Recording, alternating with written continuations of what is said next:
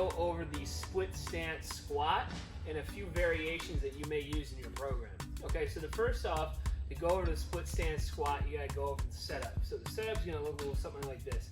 As if you were just, you just stepped in for a lunge, but now you're in place. So you got 1 foot forward and lined up pretty evenly. We're no wider than hip width, okay?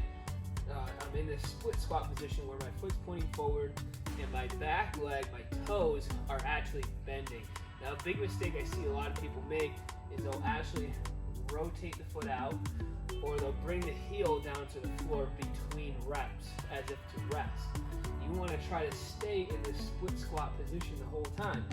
Now, you don't want to be too narrow, you don't want to be too long, you want it so when you come down, it's a straight line down from your the top of your hips to your heels. So when I come down, it's about a straight line down.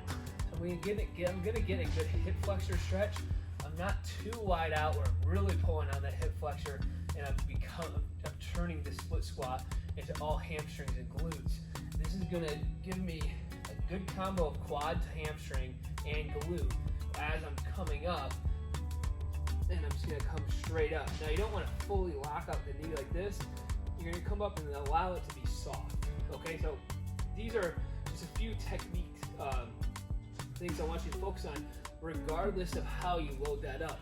So you could have dumbbells in each hand, like this, and it's the same movement as if I had it in the goblet position. Same movement. We're just changing up how we load it. And it's the same thing as if we were doing the front squat position. Same thing if we're doing the back squat position, where the bar's on your back and you're really trying to pull it down. You're setting up in your split squat position and just going straight up and straight down. Right? So regardless of how you're going to load it, the movement itself will be the same.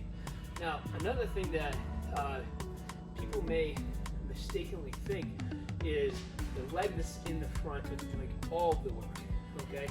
If you have contact on the floor with that back foot, it's going to be doing something, it's going to be stabilizing. So what I want you to think, as you're coming up, this front leg is pushing down and forward, the back leg is pushing down and back.